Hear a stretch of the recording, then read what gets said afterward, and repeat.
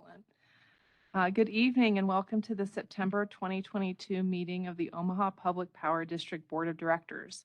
Thank you all for joining us in person at the Omaha Douglas Civic Center and remotely via WebEx. I hope you and your loved ones are staying safe and healthy. With me in person today are my fellow board members, Mike Kavanaugh, Janice Mulhop, Craig Moody, Mary Spurgeon, and Eric Williams. Board members Sarah Howard and Rick Yoder are unable to attend this evening. We also have President and CEO Javier Fernandez, our General Counsel Steve Bruckner with the Fraser Stryker Law Firm, and members of our board meeting support staff. OPPD executive leadership team and subject matter experts also are participating in today's meeting in person and via WebEx. Additionally, we currently have 2 members of the public in the Civic Center with us and 5 members on WebEx, consisting of OPPD employees and members of the public. As a reminder to board members, executive leadership team, and OPPD staff, please mute your microphones to reduce background noise. To members of the public, thank you for attending. You are in listen-only mode. If you have any technology questions, please use the chat feature in WebEx to communicate with the event host. If you are disconnected from the WebEx conference, we ask that you rejoin in the same manner as when you originally joined. I will now ask a member of OPPD's physical security team to provide the safety briefing for our location and for Javier Fernandez to provide other safety reminders. Mr. Clark? Good evening. Welcome to the members of the public and all those in attendance to our September board meeting.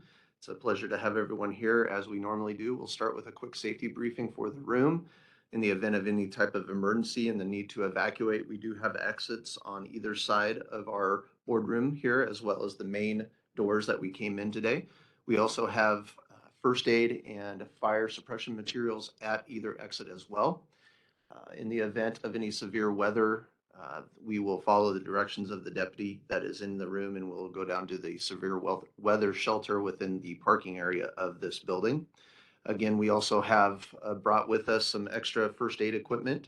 And just a reminder, in today's age, it's also a good idea to keep in mind any of the environmental hazards that you might have. Trips and falls are something that we're constantly battling with, and always something that could cause some type of bad injury. So please keep those in mind as well. And with that, thank you very much and have a great meeting. Thank you, Josh. I appreciate your reminders for safety. On my side, again, I'll repeat a few of the things that I always do. For those of you attending via WebEx, please make sure that you take 5 seconds at this moment, turn around and look around your couch, your chair, wherever you're sitting at home or in your office. Make sure that you don't have any tripping hazards, cords, bags, in case you have to exit quickly. It's important that you are aware of your surroundings. Also, if you're online, please make sure that someone on the call has information to assist you. If you ever need medical assistance and you're alone, it will be really hard for people on the call to assist. So make sure that that's a good measure of prevention. On the psychological safety piece, I talked about trust on Tuesday. Trust is incredibly important. Trust is something that is cultivated through time, through relationships, through goodwill. And it is important for us to continue to keep that in front of our minds whenever we interact with others. Make sure that we do that in a candid way, genuine way, to continue to promote trust.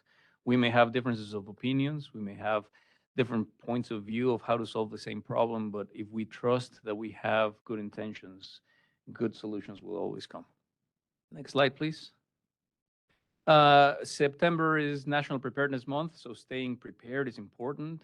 Josh talked to us a little bit about severe weather, and that's an important piece of staying prepared, following the drills, but also following drills and practices for winter driving. Earlier today, we had a meeting at work, and we were reminded that we're coming very quickly here into October, and there have been times when we get snow in mid-October.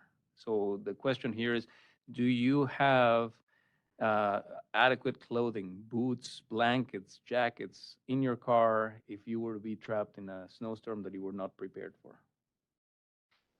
it's funny to think about this because we're in September and we're still having 80-degree weather, but the weather can turn on us really quick. The other piece on September is Mental Health Awareness Month. Mental health is an integral component, not just physical health, but the whole well-being, and mental health is important. I'm going to talk about this later on in my president's report. But it is important, if you're not feeling well mentally, speak up, talk to someone. It is okay. The stigma of mental health is probably one of the worst threats that we have to deal with mental health. And the last one is reduce overexertion risk. I talked about that on Tuesday. Let me give a good example of what that looks like. This is a real case. Earlier in August, we had one of our employees working on one of our generation plants. It was pretty hot, and this individual realized that he had stopped sweating and became overheated. I usually don't pay attention to those things, but if you're in a hot environment and you stop sweating, that's a big sign. Thankfully, the employee was well trained enough, and immediately stopped work, notified the supervisor, and hydrated well for the rest of the shift. So it's a good opportunity for us to remember that overexertion risk is real, and it manifests itself in different ways. One of them is stopping sweating. So that concludes my safety briefing. Thank you. Now let's run through our guidelines for the conduct of the meeting.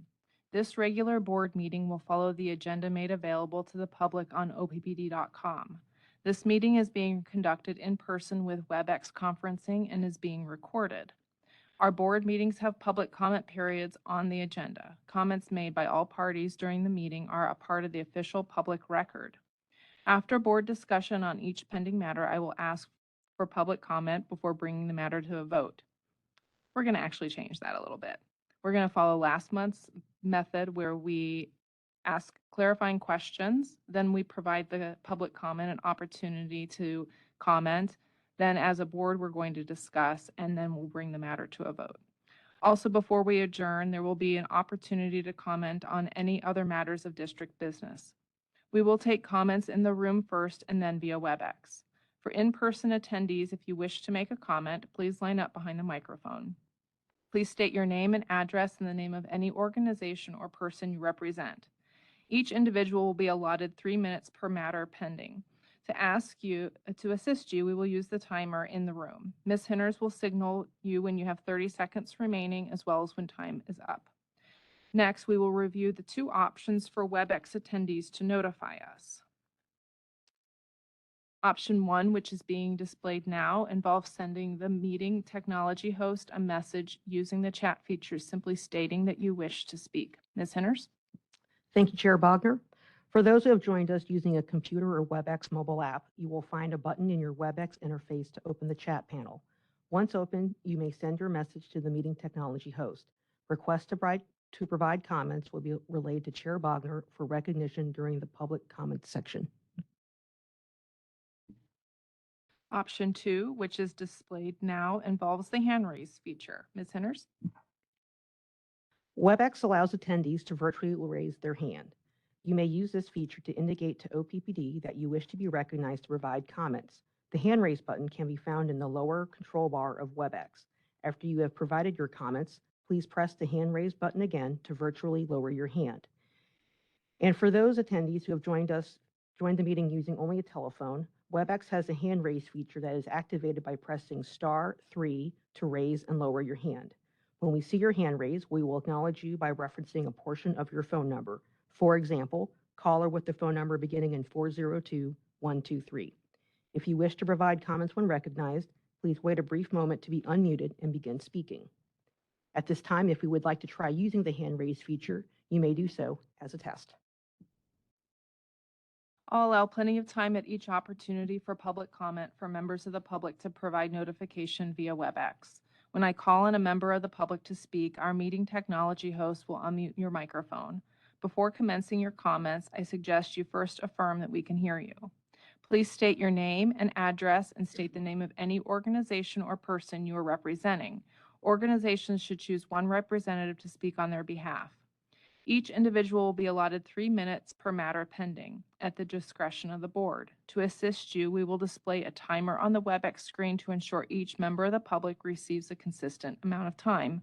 Ms. Henners will signal you when 30 seconds remain, as well as when time is up. For all attendees, please direct your comments to me. I will either respond to you directly or defer response to another board member or officer of the district.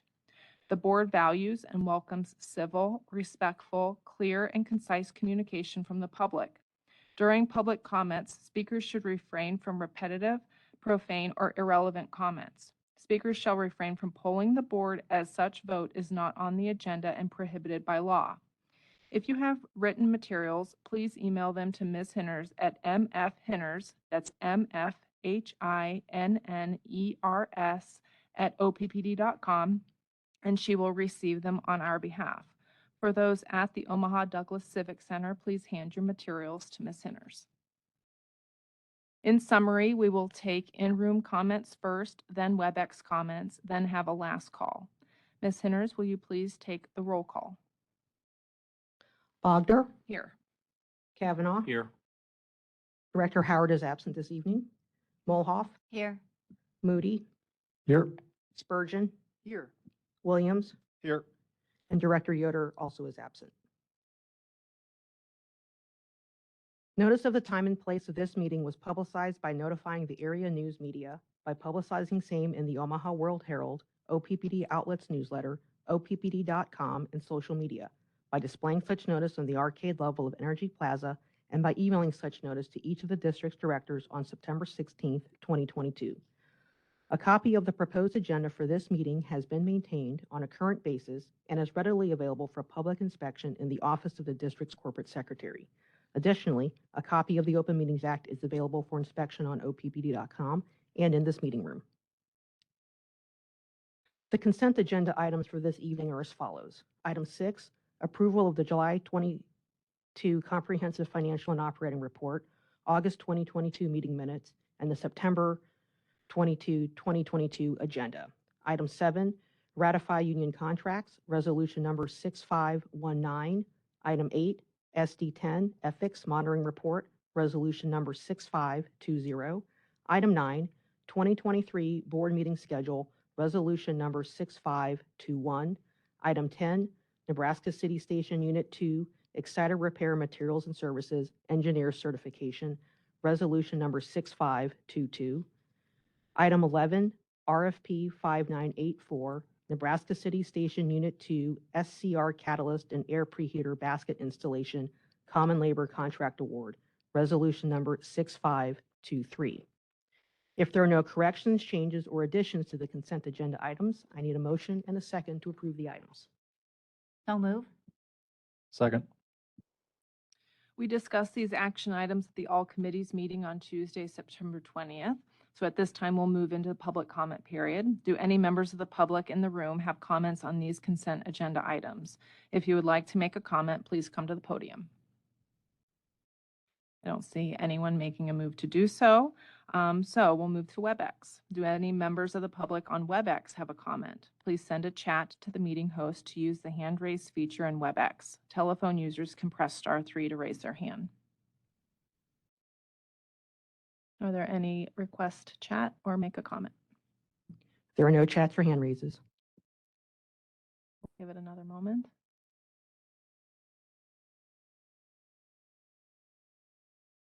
Final call? None? Okay. All right, Ms. Henners, will you please call roll?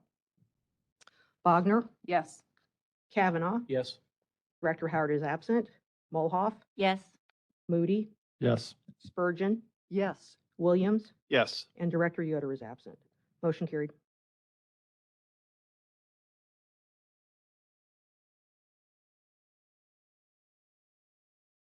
Agenda item 12, SD9 Integrated System Planning, formerly known as SD9 Resource Planning, Monitoring Report, Resolution number 6524. Now therefore, be it resolved that the Board of Directors of the Omaha Public Power District accepts the monitoring report for SD9 Integrated System Planning in the form as set forth on Exhibit A attached hereto and made a part hereof, and finds OPPD to be sufficiently in compliance with the policy as stated prior to the August 18th, 2022 revision and renaming. So moved. Second. So following the format that we've got outlined here, we want to make sure and leave time for any technical or clarification questions from the board to staff. And I would like to start with a question about some of the future work that we have outlined. If Brad, could you help answer a question for me?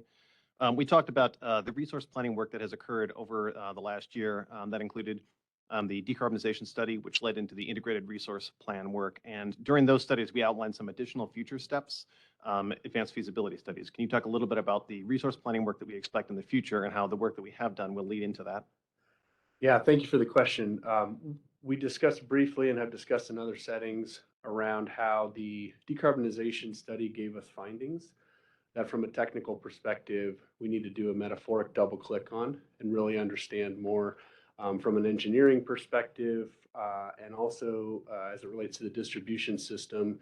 As electrification occurs, which area of our low voltage system will experience the most challenges first? And how does the utility stay out in front of those to plan for those to ensure we can have predictable outcomes? There's about 7 or 8 of those different studies that kind of fall into the advanced feasibility buckets. And we'll have more information on that when we present the COP as far as the activities for next year. Great, appreciate the clarification. Do other directors have any questions or clarification about the resource planning activities? Okay. I appreciate your work on the resource planning, or as it's now called, integrated systems planning over the last year. I think this is a critical part of understanding where we're headed next. And I mentioned on Tuesday the review of the monitoring report for resource planning and the Strategic Directive 7 policy update are closely related. And so I'm glad we get a chance to talk about both of them today. These are areas that are particularly important to me that the Systems Committee has spent a lot of time on over the last year. So I appreciate everything that you have done, and I'm proud of the work that we have done to use the best available information in a rapidly changing industry to help lead our community into the clean energy transition and into the future. During the decarbonization report, we specifically identified some no regrets resource procurement that we anticipate in the future that was kind of a best fit for lowest cost, most reliable grid for all of the decarbonization pathways. And in general, I would say that the tenor of that report said that there is risk from not moving quickly enough, probably even more so than moving too quickly on advancing to clean energy. And so while we understand that the existing resources continue to provide a stable, reliable, resilient, affordable grid, we have a real responsibility to prepare for the future and make sure that our policy and our community engagement is pointing in that direction. And so I appreciate the work that we have done through that decarb study going into the IRP to help us prepare for that. And I know that that will help us lead into those advanced feasibility studies so that as we look forward, we are continuing to provide the types of resources that are necessary. So again, I appreciate your clarification. I think the multiple places where we have done resource planning work and presented it to both the board and the public and to other government agencies who are involved in the electric utility in Nebraska. I think the work has been big steps forward and impressive, and I really appreciate all that you've done. So thanks very much. I think that, again, I think the committee did a good job of reviewing this, and we were all very pleased. So I look forward to seeing how this continues in the future. Thanks. Thank you, Director Williams. Something that I would like to add on, and I fully appreciate and agree with your statements. It is important for us to plan. I think this is one of the most important things that the utility has to do is plan ahead, plan to serve our load. Electrons are very unforgiving. Right? When you turn on that light switch, you better have that electron running. And so planning becomes incredibly important. What you said is true. We are experiencing an electrification of the economy at a pace that we frankly were not seeing 10 years ago. So we need now more than ever, we need those planning resources, the planners, both transmission, distribution, and resource planning, generation planning to really step up. And at the same time, acknowledge the aging infrastructure we have. That is a piece that I wanted to add. It's we're adding a lot more load into our service territory, and we have units that are 70, 60 years old, right? And so we need to make sure that we keep those units in good working order, and we always do that, but also acknowledging that at some point we also need to take care of that aging infrastructure and replace it with new modern infrastructure. So Our work is cut out for us. In the next decade, we're going to be doing a lot of not only planning, but execution of these work. So thank you for the opportunity to add on to that. Okay, so similar to last month, we're going to now allow public comment period to commence on this, and then we'll come back and any other directors that want to make comments are welcome to do so at that point before we take a vote. So we will move to public comment in the room first. So do any members of the public in the room have a comment on this action item? If you would like to make a comment, please come to the podium. Dr. Corbin, go ahead. David Corbin, 1002 North 49th Street, Energy Committee Chair of the Nebraska Sierra Club.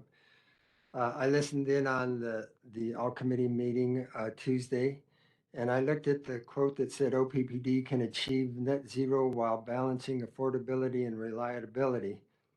That's the direct quote.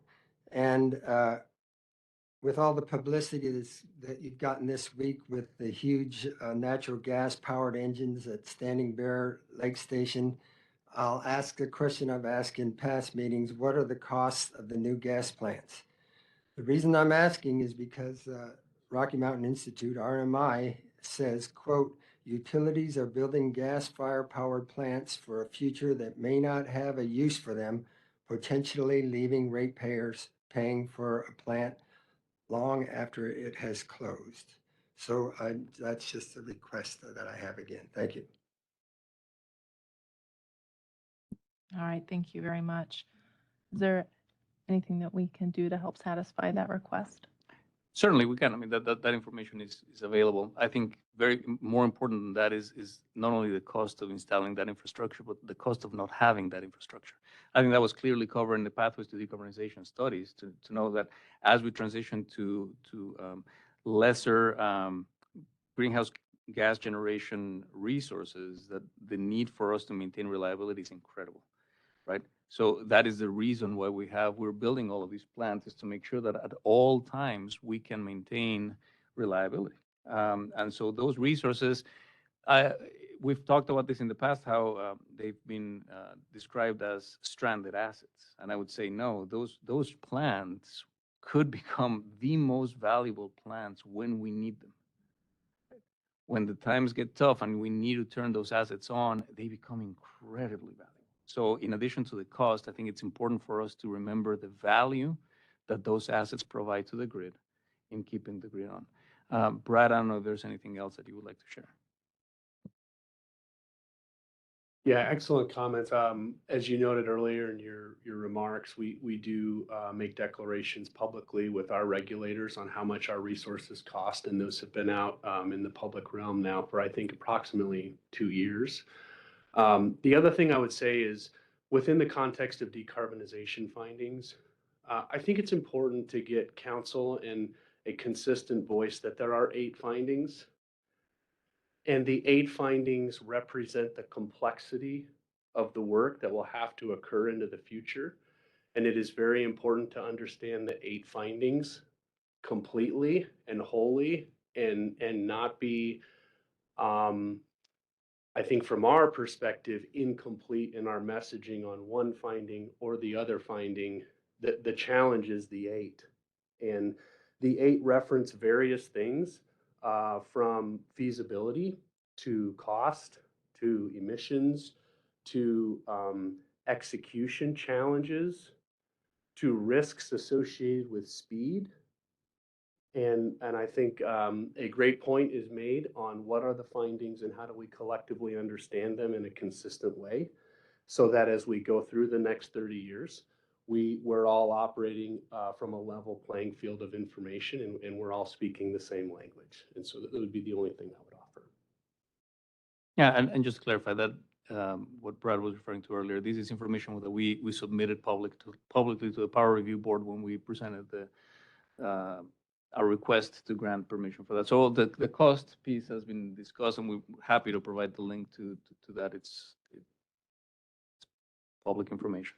Okay, thank you very much. Are there any other public comments on this action item from members of the public in the room? Off 96th Street, In answer to Dr. Corbin's question, I remember the bond issue was for like $556 million for the two gas-powered plants. And I would also congratulate management for doing that because you need a reliable 24/7 dispatchable power. And it was absolutely essential that those two plants be built. So good job, management. Thank you. Yeah, go ahead. Just as a point of clarification, thank you for the comments, Mr. Begley. The bond issue covered a number of projects. So it's not just for those power plants. It included amounts to refinance existing debt and other projects. So just for the record, it was not just for the gas plants. Thank you for that clarification. Okay, I don't see anyone else moving towards the podium for additional comment in the room. Do any members of the public on WebEx have comment? If you would like to make a comment, please send a chat to the meeting host or use the hand raise feature in WebEx. Telephone users can press *3 to raise their hand. Do we have any requests from the public on WebEx to make a comment? I do not see any chats or hand raises. All right. Last call. Okay. Thank you all for your comments. At this time, we'll move into board discussion. Director Williams, do you have any additional comments you'd like to make? Yeah, I appreciate that. And thank you for the clarification of the policy we're supposed to be following. I made a little too much of a comment earlier. I'll do better next time. But I do appreciate the input that Brad and Javier provided about the multiple types of resource planning outcomes that were achieved through the decarbonization study and reflected in the IRP.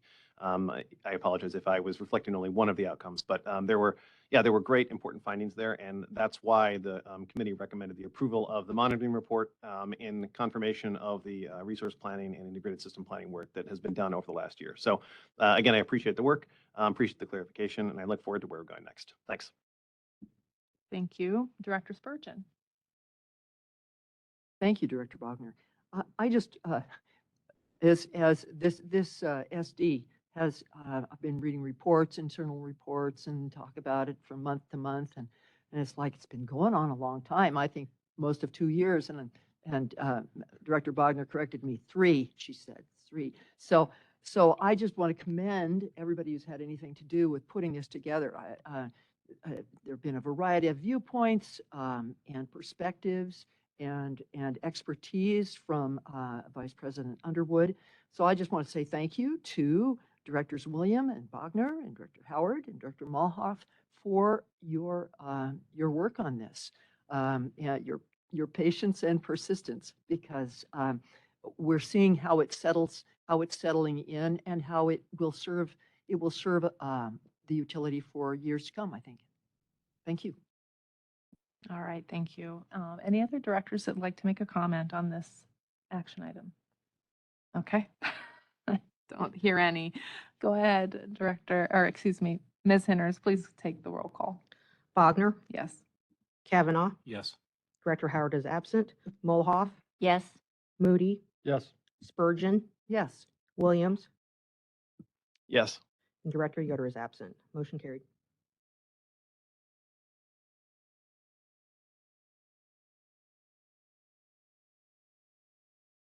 Agenda item 13, SD7 Environmental Stewardship Policy Revision, Resolution number 6525. Now therefore be it resolved by the Board of Directors of the Omaha Public Power District that the revised board policy SD7 Environmental Stewardship revisions are approved effective September 22, 2022, as set forth on the Exhibit A attached here too. So moved. Second. Following the policy again a little better this time, some technical clarifications. There is a date specified in this resolution, and Brad, can you provide some clarification about the relationship between the date in the resolution and the activities that are planned? I apologize to keep calling on you if you're not the right one, but can you clarify, as we talked about on Tuesday, the date listed here and how that relates to the planned activities at North Omaha Station? Yeah, apology unnecessary, albeit gracious. So we put some language in here codifying the expectation that we have around when we'll be able to make some of these fuel changes and retirements, specifically at the North Omaha station. We tried to make the language clear on where the tonnage reduction is going to occur, how much that tonnage reduction will be, and when it will occur. The language is written relative to 2026, and so we have to effectively execute the changes that we've discussed by the end of 2026 to achieve the statement as it's written. And I think that's consistent from the conversations we had in August, as well as some of the customer stakeholder and feedback that I believe the board received around the importance of codifying our intentions somewhere relative to the generation change at North Omaha. If I may, I would only offer a brief reminder that it is dependent upon milestones. And while the district pursues the achievement of those milestones, we could not work harder on a lot of this. And I would just close briefly with a little bit of a response to the gratefulness that you expressed earlier, Director Williams, which I appreciated. That should be deflected immediately off me and onto a large team of people working diligently and safely and carefully to make sure that these things can happen. It's very challenging, it's very technically intense, and I think it's important that we recognize them. So those would be my brief comments. Great, thanks. And on the other part of the metrics, the tons of emissions reduction, is it possible to achieve this by any other means other than completing the refueling or decommissioning at North Omaha as planned? Not unless something wildly unexpected happens. Great. I did have some So- questions. I'm sorry. The only reason I ask is I did Yeah. receive some public feedback about whether or not this would lead to another change in another part of our operations.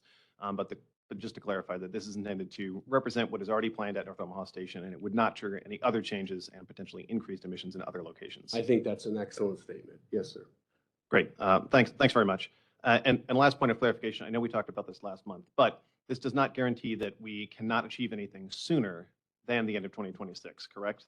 If other changes in those milestones occur faster, we could see a more rapid transition. Is that correct? Correct, and I think if you're listening online or in the room and you're able to go to OPPD's emissions page, you'll see a steadier and linear decline of emissions over time, and I think that's no accident. It's a result of the culture of our organization to honor the environmental stewardship component of our mission statement, and we expect that to continue, just like you have articulated.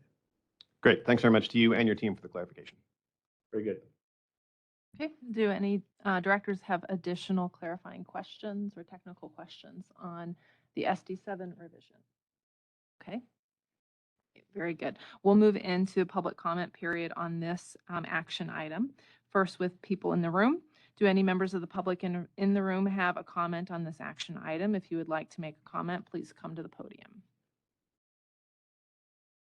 Hello again, David Corbin, 1002 North 49th Street, Energy Committee Chair of the Nebraska Sierra Club. Of course, the Sierra Club supports this added wording, and we're happy that during the all-committee meeting, it was discussed that it's not, the only pollutant is not just CO2.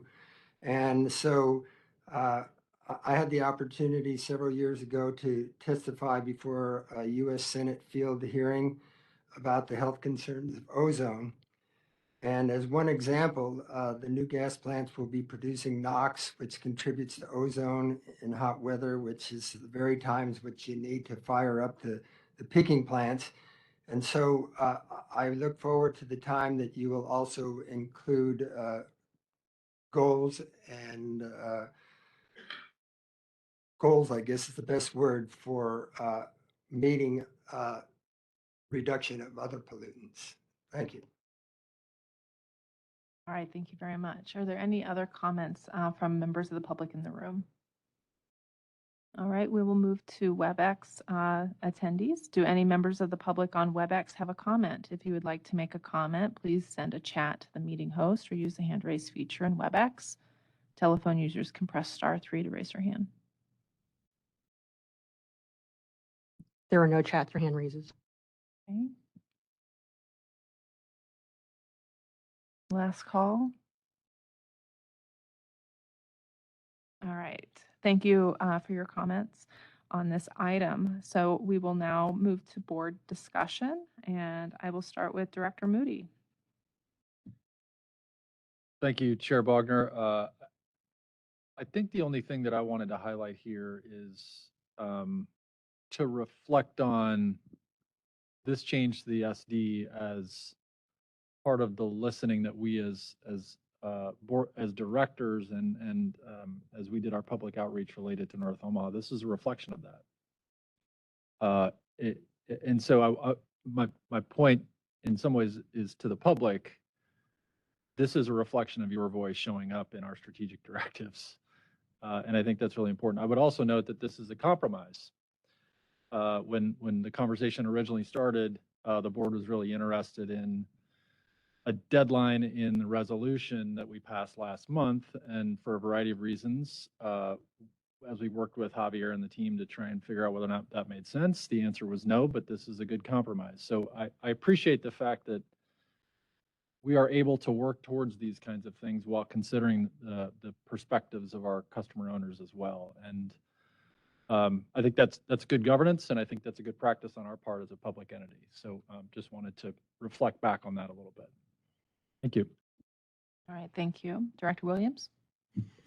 Yeah, great. I've been very proud to lead the systems committee, engaging with the executive leadership team and with the employees for about the last year, as we've discussed numerous times, the idea of interim metrics in our SD7 policy. As we got close to the discussion about North Omaha Station, as Director Moody mentioned, the idea of a deadline in the resolution was not possible. And so being flexible to adjust and come up with another metric of accountability for successfully completing the work that we talked about earlier at North Omaha Station, I think that's an excellent accomplishment, and I'm very glad that we were able to do that. We did talk Tuesday also about the additional engagement steps. Following on the comments we received that led to this resolution, there will be additional engagement from staff with the board members and with the public directly related to North Omaha Station, understanding the impacts and working to reduce those, particularly on people who live in the area closest to North Omaha Station. So I appreciate that that was clarified on Tuesday, and I look forward to those next steps as well. We just reviewed, and I made some comments during the resource planning discussion about the work from the past year.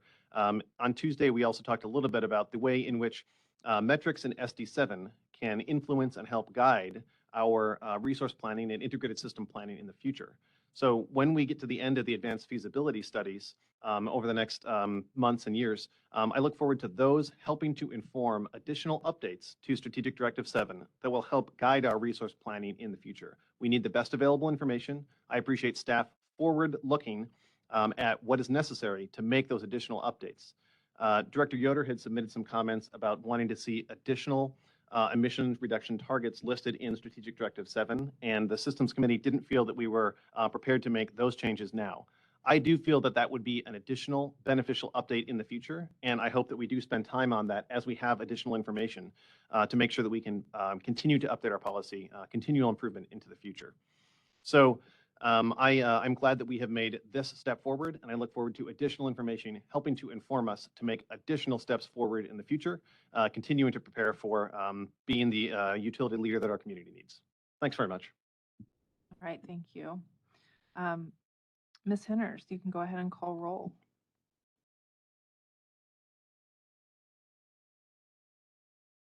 Bogner, Yes. Kavanaugh, Yes. Director Howard is absent, Molhoff, Yes. Moody, Yes. Spurgeon, Yes. Williams, Yes. and Director Yoder is absent. Motion carried. All right, our next item is the President's report. I'd like to invite Mr. Fernandez to address the board. Thank you, Chair Bogner. It's my pleasure, as always, to present the President's report. We talked a little bit about the first few slides at the Tuesday meeting, and the importance of these slides, not only just to show how well our units are running or how much we're running those units, but eventually this report will start delving into equipment availability factors too, right? Not only how much did our units run, but how available they were. For today, I'm going to limit these to the how much they ran.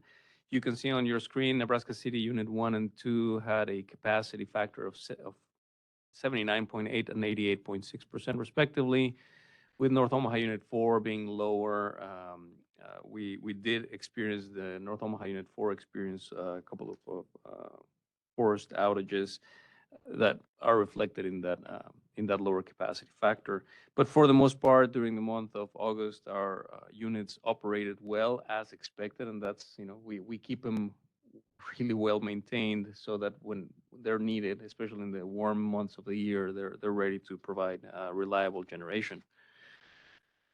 Next slide, please. Our balancing generation has been incredibly busy.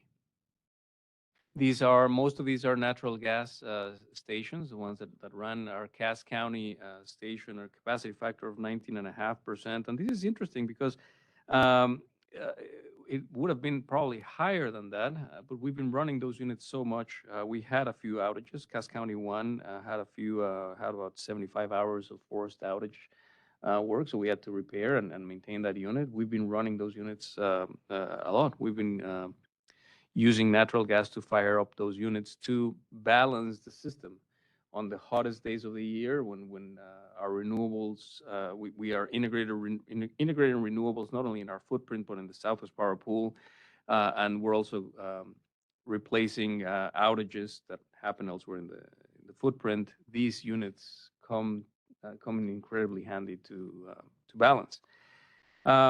Jones Street did not see either one of the units in Jones Street did not see any activity. Our North Omaha units 1, 2, and 3, all of them ran. And I make a pause here to show it is incredible the amount of hours that we have to run our balancing units has increased significantly. And kudos, a shout out to the teams, to our machinists, to our maintenance workers who keep those units in good working conditions so that when they're called upon, they run. They didn't run that much, only 2% or 0.8%, 9% on North Omaha Unit 3. But I did want to point out that all of those 3 units ran, as well as all 5 units in Sarpy County for a combined capacity factor of 12.6%. The next slide, please. Renewables also showed up really well. Renewable energy contributed 25.2% of OPPD's retail energy sales. This is lower than in the shoulder months. It's perfectly normal and expected that in the summer months, the renewable energy contributes a little bit less. But as we go into the fall season, we will see that number up significantly. Wind capacity factor for August was 36.5%, and the capacity factor for community solar was almost 30%. I do want to take an opportunity to report, those numbers are not on the slide, but measuring year to date for 2022, renewable energy has contributed 35.5% of OPPD's retail energy sales. And the capacity factor for renewables year to date has been 50.5%. So, and the year's not over yet. We still have the fall months, so that's really exciting and very proud of that part of our fleet. Next slide, please. So October is Energy Efficiency Awareness Month, so we're still in September, but this is a call out for a few programs we're going to be running in October. OPPD will bring back last year's exciting energy savings contest that will continue to increase customer engagement around energy savings topics around our customer base. The Save Your Energy for Vallas contest is structured to incentivize customers to take action in saving energy in their home. What this means is customers have to select an energy savings tip from our website, and then they have to make a 10 to 30-second video, post it on their Facebook, Twitter, or TikTok account, and use the hashtag OPPD Savings. The first 100 customers who complete the video post will be awarded a 4-pack of Vallas tickets for their family to enjoy this fall. So this is an interactive program. We put out a lot of information out on our website. We want to see who's listening and how well they can repeat that information back to us. In addition to that, we're also launching a different type of program. It has to do with our thermostats. It's not a new program. We've done this before, but this year, celebrating Energy Efficiency Month, we are featuring a free Emerson Start thermostat campaign directed at giving out 2,000 Emerson Start thermostats to customers in lieu of the $75 credit. We've done this before with a $75 credit. Let us incorporate your thermostat into our energy savings program. This program is tailored to a demographic that did not respond well to the $75 credit. And so we partner with Emerson, and we can provide the thermostat free of charge so that they too can participate. And this is a tremendous value to the company, as when we call for energy savings on those hot hours of the summer, those savings are incredibly valuable. So we're going to be doing that during the summer. Our product and service marketing team are doing a fantastic job with that. Let's go to the next slide, please. Honor our community. These are the fun pictures of all of our staff. As I've always said, we live out our core values of honoring our community. The United Way Day of Caring we've been celebrating that throughout the month of August. On August 25th, the Syracuse office helped set up for German Fest at the Otoe County Fairgrounds. They installed several hundred feet of fence, built a track for the dog race, and provide other help where needed. It was a great team effort from our Syracuse Service Center. Between September 13th and the 16th, nearly 90 OPPD employees volunteered at multiple organizations, amongst which are the Food Bank of the Heartland, the Nebraska Diaper Bank, and the Society of St. Vincent de Paul, Omaha. Next slide, please. September, also important, it's Labor Day. So honoring our community, we participated on the September Fest Parade, which is the annual Salute to Labor parade. It offered 4 days of entertainment, including the parade. OPPD was a proud supporter of the September Fest Parade. It was held on Labor Day on September 5th. Members of OPPD's 3 unions, Local 763, 1483, and Local 31, family and friends participated. It was a lot of fun. You can see some of the pictures on the screen. The next slide is an upcoming event. This is an opportunity to raise awareness, and I want to thank all the OPPD employees who are willing and they're going to volunteer this coming Saturday for the Habitat for Humanity Rock the Block. I know some board members will participate on that too, so thank you for that. We have partnered with Habitat for years, and we've held events in North Omaha, South Omaha, and Blair. This time is going to be Rock the Block in the Old Town Bellevue area to help homeowners with exterior projects and bring a facelift to an entire block.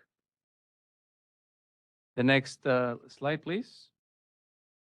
Out of the Darkness Walk, this is a really important one personally for me. We started participating on this event last year. This is our second year participating. We supported the Nebraska chapter of the American Foundation for Suicide Prevention in its efforts to increase awareness around the topic of suicide and related issues. We talked about mental health earlier, the importance of mental health. This was a fantastic event. We did this last Saturday, September 17th in Exarban Village at Stinson Park. It was a humbling event where we realized the number of families, friends, relatives whose lives have been completely turned upside down because a loved one did not get the mental health help they needed, right? And it's an event to raise awareness about the stigma of suicide and how important it is for people to speak up. And so very proud to be, I was able to be there with the team and participating there. In that event, they shared with us, the organizers, that every minute in the United States of America, there are 11 deaths by suicide. Every minute of the day. And that, according to what was told at the event, that there are 2 times more suicides than homicides in this country. We don't talk about it. It's stigma. And so I'm very, very proud of the team at OPPD that attended this walk to more openly begin to talk about mental health and how important it is to remove that stigma. If you're not feeling well, if you're feeling down, depressed, raise your hand. Seek help. We're here to help. Next slide, please. Okay, now let's switch a little bit into a more positive tone.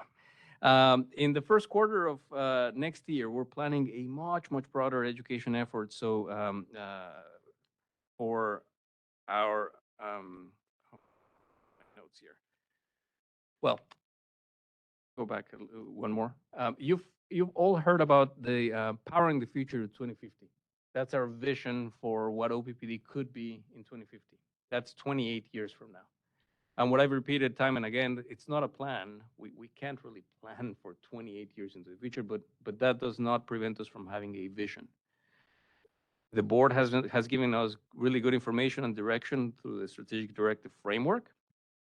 We took that one step forward and we said, okay, if we have a challenge to be a net zero carbon by 2050 utility, what would that look like in 2050? And not only on the emission side or on the environmental side, but on everything else. What type of utility do we want to leave behind for our children? For our children who eventually will be customers or employees of the district. We've taken a very intentional approach in sharing this vision first with those who will be affected the most, our employees. And so we've been doing different workshops, sharing this in town hall meetings during the year. We will continue to do that throughout the rest of the year. However, in the last quarter of this year, we will start sharing these with stakeholders, especially going into the first quarter of next year. We will have opportunities for stakeholders, our customer owners, to hear about these. If you go to the next slide, Mo, just gives you that pictorial representation of how we developed the plan. We've been sharing that in 2021. We rolled this out last year during our 75th anniversary in November of 2021, and we've been doing a lot of employee outreach throughout the year. The external rollout will begin happening here in the third quarter of 2022 and well into 2023. Just as a reminder, this is where we talk about the vision we have to pursue perfect power, customer freedom, cleaner world, and the levers that we need to focus on internally on having a digitally driven organization with a purpose-driven culture and a future-ready posture for all of our employees to be able to achieve that. I'm really excited about these. I hope our customer owners and stakeholders are engaged as well. But I wanted to give you an update of when do we plan to make these available to the public. And last and certainly not least, is a way for us to recognize those who have died in the line of service for OPPD. Ken Kitchen, transportation mechanic who perished on December 27 of 2000, almost 22 years ago. Ken died after he was struck by a vehicle alongside West Dodge Road. He was trying to clear debris from under another vehicle. He stopped to help others, and in doing that, he was killed. Ken was 53 years old at the time of his death. He had been with OPPD for 26 years, and he was survived by his wife, Cindy, by his son, Josh, his daughter, Jennifer, his parents, and siblings. And that, Chair Bogner, concludes my President's report. Thank you very much. At this time, we will have the opportunity to comment on other items of district business. We'll start with members in the room. Do any members of the public in the room have a comment on other items of district business? If you would like to make a comment, please come to the podium.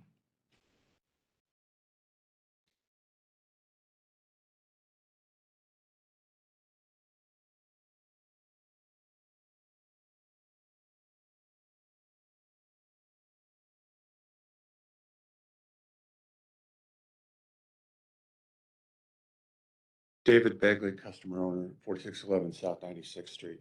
In the past, I've heard Director Moody comment about how proud he is of the OPPD process.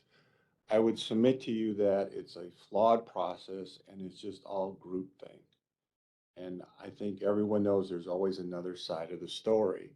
So the Center for the American Experiment, oh, and as an aside, you know, when you're a lawyer and you're trying a lawsuit and there's experts on both sides, you pretty much know what your expert's going to say. And then the jury figures out what's right. But the Center for the American Experiment in Minnesota has just released a study about the high cost of net carbon zero in the state of Minnesota by the year 2050. Here's the executive summary. Executive summary says it's going to cost $313 billion. Rates are going to triple. And jobs are going to be lost, 78,000 in Minnesota, and GDP is going to be cut. And there's a high likelihood of a 55-hour blackout. And the study didn't cost 1.5 million. That's what you paid E3. That's what you pretty much knew was going to come down. So I can get this study for you for about 100,000. That's the other side of the story here. So you've probably wondered, why is Bagley always so opposed to this net carbon zero? Well, I'll tell you, you can thank the Jesuits at Creighton Prep and Creighton University. I learned many things from the Society of Jesus. And here are two relevant ones. My mentor was the late Father John Schlegel, and he always said, a Jesuit education teaches you how to think, not what to think. And so it was real easy for me to figure out that CAGW is the biggest scam in the history of the world. Another thing I learned for the Jesuits is a concern for others, which leads to how power for purpose is a reverse Robin Hood scheme. If Hillary gets elected, we'll build wooden farms on Indian reservations and we'll all get rich. NextEra Energy, 2021 officer compensation, 52 million bucks. So really what you got going on, it's a reverse Robin Hood scheme. Rich people get more money and the middle class pay 30 the seconds. price. So I do have two resolutions here. I'm concerned about others. You should be too. 40-year high on inflation, you got plenty of cash. Put 10 million in your EAP fund. Steve Bruckner will probably have to strike that Ignatius quote to give and not count the cost, but it's still a good resolution. And I also promised Michelle Valentine that, she's doing all the work, her and Courtney, they should get a $25,000 incentive bonus if they can get a conditional use permit in Cass County. Thank you. All right, thank you very much for your comments.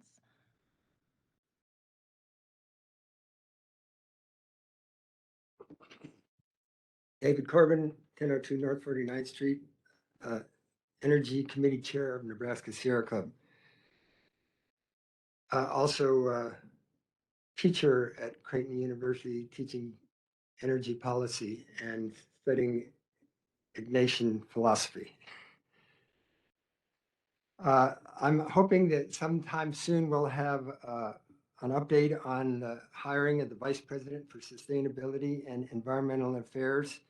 And I would assume that that new hire would be OPPD's, or at least one of OPPD's representatives on the Metro Smart Cities. And I hope that OPPD will encourage Metro Smart Cities to make their meetings open to the public. They don't have to, but they can if they wish to. And for your information, I've been in touch with relative to the resolution that was passed about outreach to North Omaha community and public health leaders. I've been in touch with UNMC's College of Public Health so they can engage in OPPD's outreach and with members, leaders of the North Omaha community. And we're trying to schedule a meeting right now to respond to that particular resolution. And I'm hoping that the city's climate action plan kind of dovetails, or should say works together with what OPPD is doing as they hire their new vice president. And I heard at the meeting also that you're seeking Nebraska Environmental Trust funding for feasibility for solar energy at the Douglas County landfill, and I think that's a good idea. But I also want to remind you that a feasibility study was done by Creighton University professors and students at the old Sarpy County 35-acre landfill. And I wondered if that is still under consideration. And finally, on a lighter note, I got an email from Javier Fernandez asking me for money. And I looked it up, and it turns out he's running for mayor of South Miami. So it wasn't you. I hope you didn't click on that link. It was not me. It was probably a phishing email. All right, thank you. Are there any other members in the room that would like to make a public comment today? All right, we'll move to our online WebEx participants. Are there any members of the public on WebEx that have a comment to make? If you'd like to make a comment, please send a chat to the meeting host or use the hand raise feature in WebEx. Telephone users can press *3 to raise their hand. John Pollock. Mr. Pollock?